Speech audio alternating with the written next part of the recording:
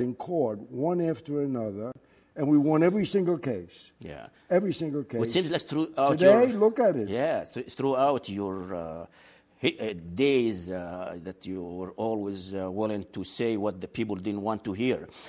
Well, you know, where did that come from? It comes back to my immigrant status. Yeah. This is a great country. What makes it great? We've got to give back. We've got to do ourselves. Each and every one of us has to do something. But it requires courage, though. It requires courage. So apparently that element is there. You have to be courageous to say what's not popular. I don't think so. I never think of myself as a courageous person, ever. Okay. I'm not. I'm basically a coward. Oh, shit. I am. No. But not many people attest to that. Well, there are different kinds of courage, moral courage, physical courage. I consider myself a real coward, very careful, but I also feel a strong obligation to give back. Maybe passion.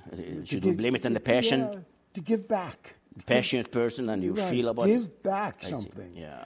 This country has given me so much. I have to give something back. You feel How do obligated. you do that? Well, by supporting the institutions that make it great. Number one, the United States Constitution.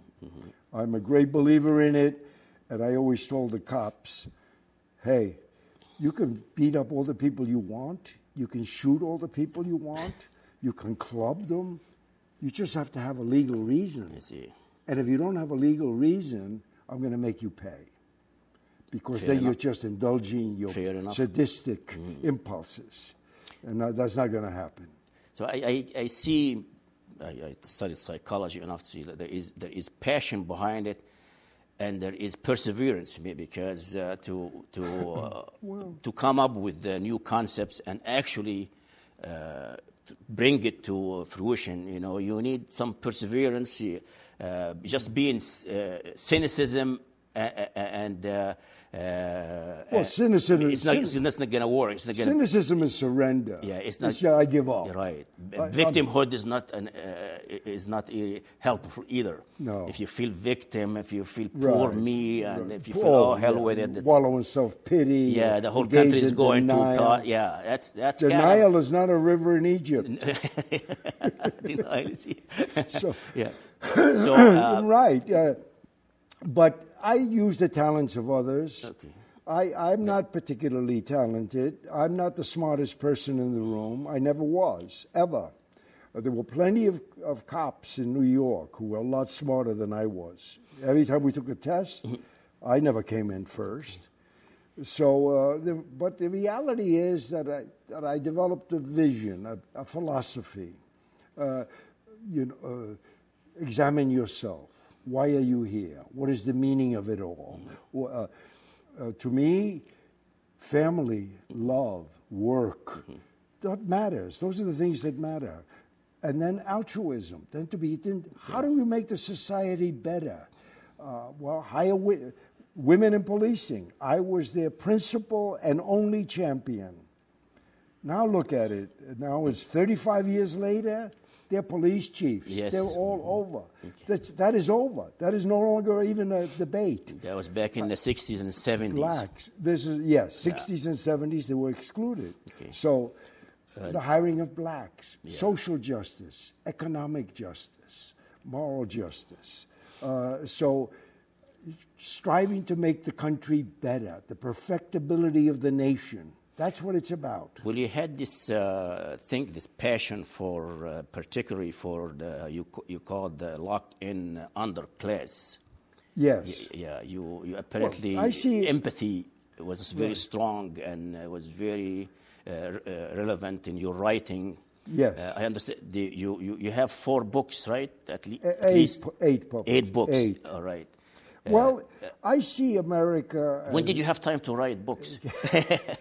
You were a cop all along, right? Writing the books, although it's mechanically difficult, it really flows from your experience. It sort of comes out of what you're doing. I try to write about things I understood or knew something about. So I mostly wrote about policing, but It's about, it's about knowing who you are, philosophy. What is the meaning of it all? Well, you wrote more about more than policing. You wrote about criminal justice. But always, that's a police subject. It is. Criminal justice, the Constitution. But I also see America as involved in a big class struggle between the underclass and the overclass. The underclass. Underclass, absolutely. Black, excluded, poor. What are the characteristics? Poverty, race, or the big two characteristics. And we do not want to acknowledge it. But America solves its problems by acknowledging them and debating them. Look what happened with the health bill. For about 15 months, we talked about nothing else. Tortured, yelling, screaming, voting, losing, winning. And then out of it kept going. Comes a bill. Conclusion. Well, that's what we need. Yes. When we don't debate, we lose the opportunity to reform. It's just an essential part of decision making. That's how we get to our answers. That's what a lot of. See, the health bill is an answer. Yeah, a lot of society cannot handle that part. The angst take over, and the passion take over, and the discussion gets short-circuited, and very soon you have a general or somebody take over, shut up everybody. I have seen that firsthand. Hitler, yes. I say, yeah. Yes, first Egypt.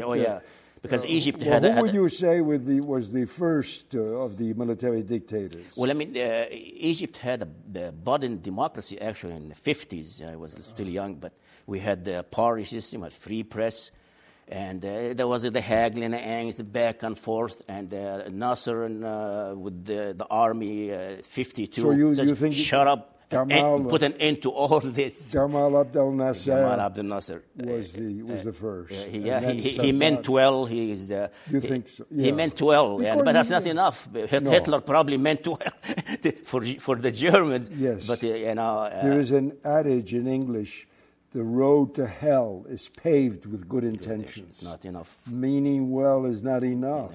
You have to do right. You have to do justice. You have to love democracy. And you have to be willing to suffer the dirty work, the mundane work of give and take the debate. I was actually with Nasser when he came to New York in 1960. 60, yes. Still, he was the only Egyptian leader. I never met Sadat. And I never met Mubarak. But when they came, because I was in the police department and we used to be assigned to security, I met Nasser, de Gaulle, Castro, Kennedy. That's where the whole gang. New York, man. The whole gang. No, tell me then about you came to Minneapolis in 1980. On February 11th, 1980, I was sworn in. You were hired by Mayor Donald Fraser. Great man, a great public servant.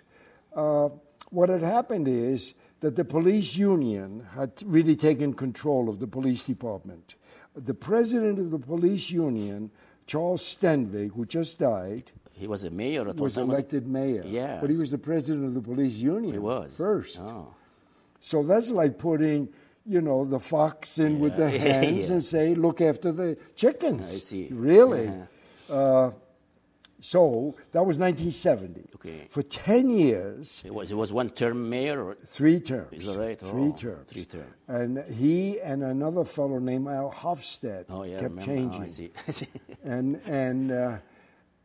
But in the process, the police department became a political party. That's really all it was. So Hofstad was the mayor in 1979, and he said, I cannot control the police. I quit. So Fraser was a congressman, and he said, I will reform the police, and he was elected.